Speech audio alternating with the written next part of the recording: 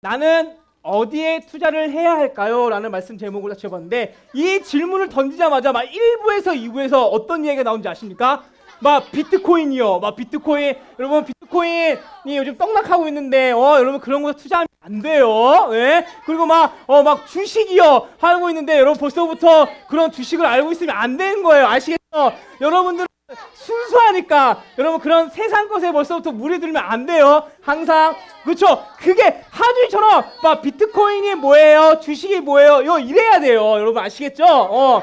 자, 목사님이 이제 이걸 알려주고 나는 어디에 투자를 해야 될까요? 이것을 이제 성경 말씀을 통해서 이제 알려주려고 해요. 그러니까 잘 듣고 나서 우리 초등부 친구들이 나는 여기에다가 투자를 해야겠다 라는 그런 마음이 생겼으면 좋겠어요. 과연 그 어디가 무엇인지 말씀을 통해 알려드리도록 할게요. 혹시 초등부 친구들 혹시 부루마블 해본 적 있나요? 한번 해본 친구들 손 들어볼까요? 부루마블. 나는 해봤다.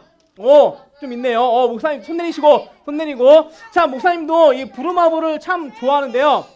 그래서 목사님이 도대체 이 부루마블이 도대체 이름을 왜 이렇게 지었나? 도대체 저 부루마블이 갖고 있는 뜻이 무엇인가? 그래서 목사님이 네이버에 검색을 해봤는데 이런 뜻을 갖고 있어요. 잘 들어보세요.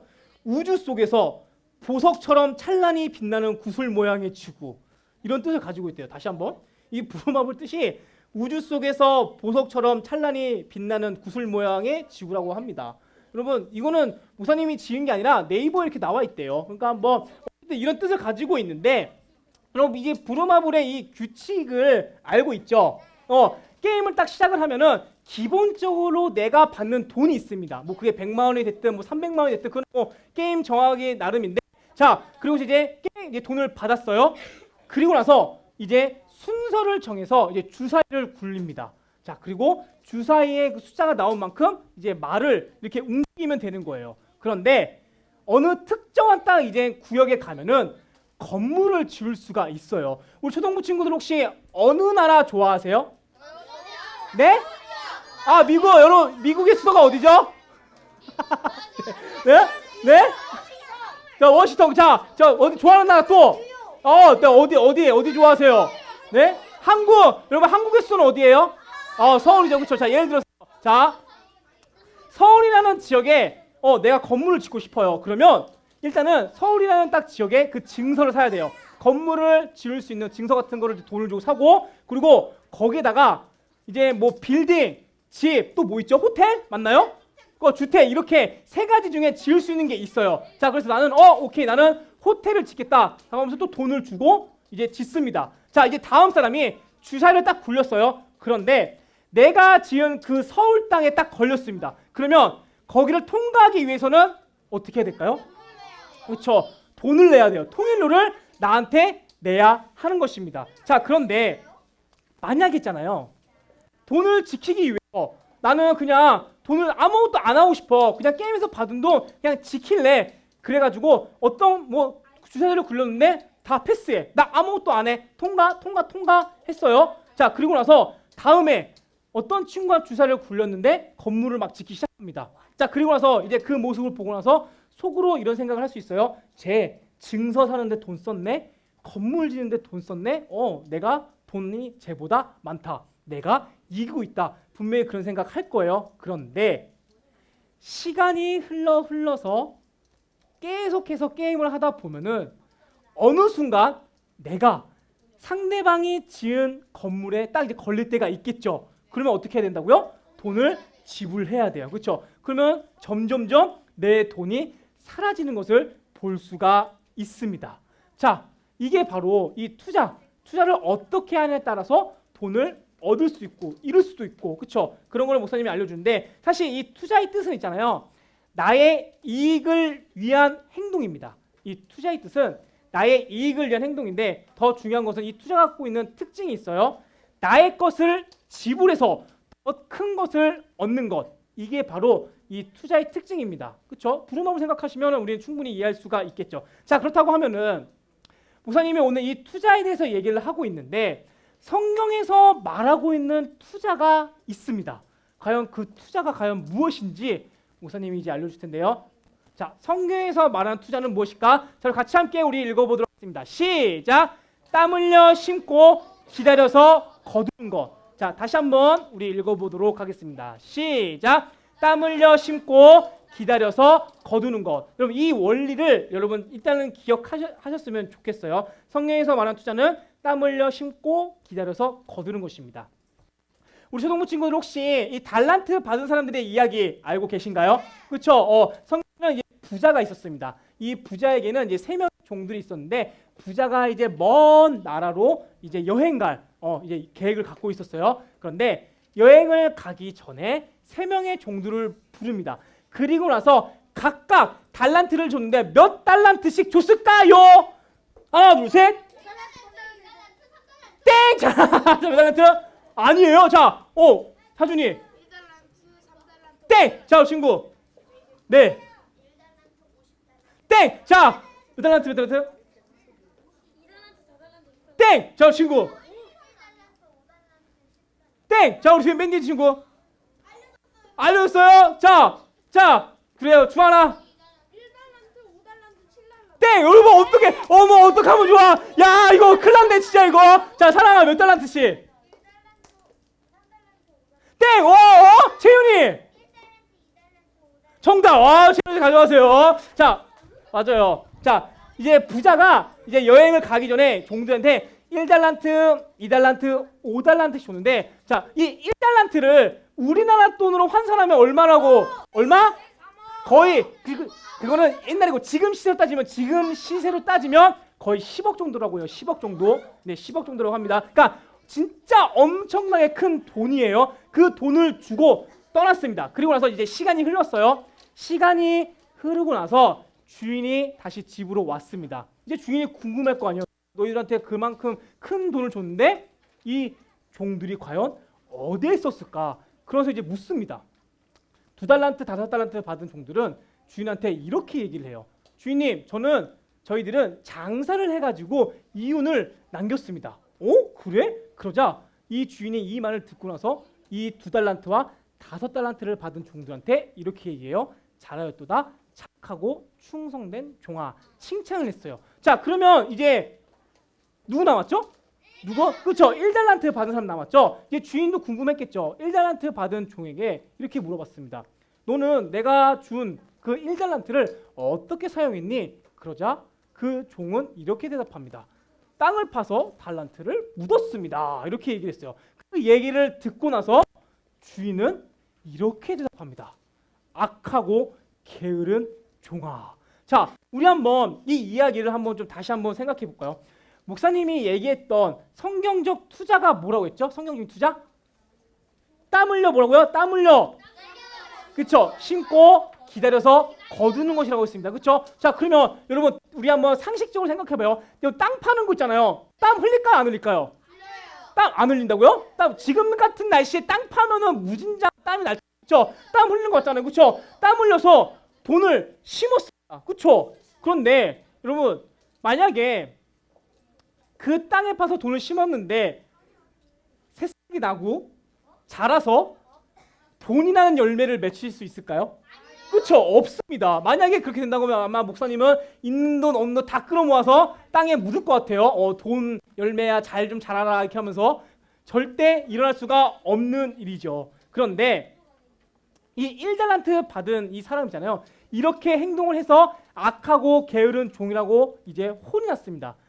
이 1달란트 받은 종이 잘못한 부분이 잘못된 점이 무엇인가? 그것은 바로 잘못된 투자를 했기 때문이에요. 이 1달란트 받은 사람이 잘못한 것은 바로 잘못된 투자. 여러분 땅에 심는 거는 씨앗을 심는 거예요. 돈을 심는 게 아니란 말이죠. 자, 그래서 이 주인이 이렇게 얘기를 합니다. 자, 우리 같이 함께 말씀 읽어보도록 하겠습니다. 시작. 그 주인이 대답하여 이르되 악하고 게으른 종아, 나는 심지 않은 데서 거두고 해치지 않은 데서 모으는 줄로 내가 알았느냐. 목사님이 초록색으로 딱 이제 색칠을 했는데요. 분명히 이 한 달란트 받은 사람은 땅을 파서 묻었다고 했는데 주인이 봤을 때는 넌 아니야, 넌 잘못 심었어 라고 그렇게 이야기를 하였습니다. 잘못 심었기 때문에 너는 심지 않은 거야, 잘못된 투자를 한 거야 라고 한 것이죠. 반면 2달란트와 5달란트를 받은 종은 제대로 투자를 했기 때문에 이윤을 얻게 될 수가 있었다는 것이죠. 자, 그러면 이제 이 이야기가 끝이냐? 아니에요, 여러분. 이 주인 있잖아요, 1달란트 받은 사람에게 이러한 행동을 합니다. 자, 우리 같이 함께 읽겠습니다. 시작. 그에게서 그 1달란트를 빼앗아 10달란트 가진 자에게 주라. 우리는 어쩌면 이 모습을 보면서 와, 주인 진짜 너무하네. 세상에서 제일 치사한 게 뭔지 알아요? 줬다 뺏는 거. 그렇죠? 줬다 뺏는 건데 이 부자가 이런 입니다. 우리는 그렇게 바라볼 수 있겠지만, 이것도 중요하지만 이 1달란트가 있잖아요, 누구에게로 갔는지가 정말 중요합니다. 바로 처음 5달란트를 받은 사람에게 갔다는 것이죠. 이게 무슨 뜻이냐면 착하고 충성된 종에게는 예수님께서 축복해 주신다는 것입니다. 우리 초등부 친구들도 예수님께 축복받고 싶잖아요. 그러면 착하고 충성된 종이 되면 되는 거예요. 착하고 충성된 종이 되기 위해서는 제대로 된 올바르된 투자를 하면 된다는 것입니다. 그 투자가 뭐라고요? 땀 흘려 심고 기다리고 거두는 것. 이것을 하면 우리 또한 얼마든지 예수님께로부터 축복을 받을 수가 있습니다. 그러면 우리 또 이렇게 생각할 거예요. 목사님, 저에게는 달란트가 없습니다. 저에게는 10,000원짜리 한 장도 없어요. 그런데 뭘 어떻게 투자를 하란 말이죠? 이렇게 얘기할 수가 있을 거예요. 그런데 돈으로만 사실 투자를 하는 것이 아닙니다. 우리가 가지고 있는 것 중에 가장 가치 있는 것, 가장 좋은 것을 올바른 투자를 한다고 하면 예수님께서 그 모습을 보시고 우리를 향해서 축복해 주신다는 것이죠. 그 비밀을 오늘 말씀을 통해 이제 알아볼 텐데요. 자, 오늘 우리가 읽은 말씀은 예수님의 이 12살에 대한 그 이야기입니다. 이 이야기 속에서 우리가 이 투자에 대한 그 비밀을 우리가 알 수 있는데요. 자, 어떠한 비밀이 숨겨져 있는지 말씀을 통해 알아보도록 하겠습니다. 우리 같이 함께 말씀 읽도록 하겠습니다. 시작. 그날들을 마치고 돌아갈 때에 아이 예수는 예루살렘에 머무셨더라. 그 부모는 이를 알지 못하고. 자, 여기서 말하는 이제 그날들은 어떠한 얘기, 무슨 날이냐면 바로 유월절인데요. 이 유월절은 어떠한 날이냐면 우리 출애굽기로 한번 돌아가 볼까요? 출애굽기로 한번 쭉 한번 넘어가 봅시다. 출애굽기에 보면은 이제 애굽에 놓였던 이스라엘 백성들이 나옵니다. 하나님께서는 이 이스라엘 백성들을 구출하기 위해서 모세를 부르셨고, 그리고 모세에게 10가지 재앙을 이제 내릴 수 있는 이제 능력을 주셨어요. 자, 10가지 재앙 중에 10번째 재앙이 뭐죠? 메뚜기라고요? 네, 뭐라고요? 10번째 재앙 뭐예요? 10번째 가장 중요한 재앙 어떤 거? 그쵸? 그것은 바로 장자의 죽음이라고 해요. 이 장자의 죽음을 마지막으로 이제 이스라엘 백성들이 자유인이 되었습니다. 다시 말해서 이 유월절이 담긴 의미는 노예였던 이스라엘 백성들이 자유인이 되는 그런 하나님의 은혜를 하자는 그런 의미에서 유월절이라는 절기를 지키는 것입니다. 다시 말해서 우리 초등부 친구들이 추석 설날 있잖아요. 추석 설날을 이제 지키는 것처럼, 그리고 이 추석 설날이 되면은 이제 가족들이 다 모이잖아, 한 자리에. 그렇죠? 마찬가지로 예루살렘에 이 이스라엘 백성들이 다 모여가지고 이 유월절의 절기를 지켰습니다. 자, 그러면 이제 끝났어요. 이제 유월절에 대한 그 행사가 끝났습니다. 그러면 뭐 해야 돼요? 다 끝났어요, 이제요. 뭐 해야 돼요? 아, 집에 가야 되지 않을까요, 여러분? 그죠? 집에 가야 돼요. 자, 그런데 예수님께서는 어디에 머물렀다고 했죠? 예루살렘에 머물렀더라. 다른 사람들은 다 이제 집에 갔는데 예수님은, 이 12살의 예수님은 예루살렘에 머물렀다고 하였습니다. 목사님은 이 장면을 통해서 느낀 것이 있는데, 그것은 무엇이냐면 우리가 어느 장소에 머물러 있는지가 중요하다. 어느 장소에서 머물고 있는지가 중요하다는 것을 알게 되었습니다. 아까 목사님이 저희는 돈이 없는데 어떻게 성경적인 투자를 할 수가 있을까요? 그렇게 목사님이 질문을 던졌죠. 우리가 생각했을 때 내가 가지고 있는 것 중에 가장 가치가 있는 게 무엇일까? 한번 잠시나마 생각해 봤으면 좋겠어요. 다시 내가 가지고 있는 것 중에 가장 가치가 있는 게 과연 무엇일까? 생각해 보셨나요? 자, 답을 알려줄 텐데 답을 알려줄게요. 그것은 바로 시간입니다. 시간. 여러분 돈을 주고 시간을 살 수 있을까요? 없겠죠. 만약 목사님은 돈을 주고 시간을 산다고 하면 23살 때로 돌아가고 싶어요. 네, 왜냐하면 군대를 딱 마치고 다시 복귀하는 그 시점. 얼마나 좋습니까? 네, 목사님은 그때로 돌아가고 싶은데 아무리 돈을 줘도 있잖아요. 시간을 절대로 살 수가 없습니다. 그렇기 때문에 이 시간은 너무나도 소중하다는 것이죠. 우리 초등부 친구들은 월요일에서부터 금요일까지 이 가치 있는 시간을 어디에 투자하고 있죠? 보통 방학이 아닐 경우에는 학교나 학원에서 아마 그 시간을 투자하고 있습니다. 그 투자를 통해서 뭘 배우냐면 우리는 지식을 얻어요. 그 지식으로 우리는 열심히 공부에 대한 그 문제도 풀 수도 있는 거고, 여러분들이 나중에 이제 고등학생이 되면은 고3 때 여러분 뭐 보세요? 고3 때 수능 보죠. 그렇죠? 그 수능도 볼 것이고 그 수능으로 인해서 대학도 가고 그리고 그 어느 대학에 나올 따라 또한 직업도 달라지게 될 것입니다. 그렇죠? 자, 그렇다고 하면 우리 주일날은 어디에 시간을 투자했어요? 그렇죠? 예배, 이 자리에 이 예배에 투자하고 있습니다. 그러면 우리 8월 1일에서부터 3일까지는 어디에 시간을 투자해야 되죠? 그렇죠. 맞아요. 바로 이게 바로 우리 초등부 친구들 너무 잘 알고 있네요. 올바른 바로 투자라는 것입니다. 사랑하는 초등부 친구들, 목사님은 이 시간 투자를 더 다른 말로 이렇게 표현하고 싶은데요. 바로 예수님 앞에서 머무는 시간.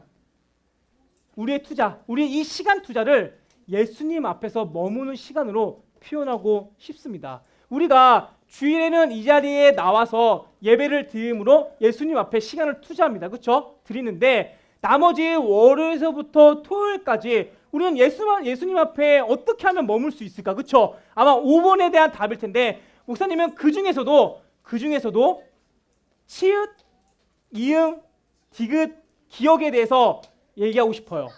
자, 뭘까요? 이 치읓, 이응, 디귿, 기억에서 과연 무엇일까요? 맞아요. 바로 찬양 듣기입니다. 찬양 듣기. 이 찬양 듣기가 바로 예수님 앞에서 머물 수 있는 시간이라고 목사님은 얘기하고 싶어요. 우리 이번 성령학교 이제 올라가서 우리 새로운 찬양 배우잖아요. 그렇죠? 오늘도 이따 끝나고 여호와 샬롬 이제 배울 텐데 그 시간들이 바로 예수님 앞에서 머물 수 있는 시간입니다. 여러분 유튜브에 제발 이상한 거 막 보지 말고 제발 좀 이번 한 주간은 있잖아요. 여호와 샬롬 딱 치면 있잖아요. 거기에 해당되는 찬양들이 나올 겁니다. 그 찬양 들으시면서 우리 이번 여름 성령학교 잘 준비했으면 좋겠습니다. 여러분들이 있는 그 가치 있는 시간들 있잖아요.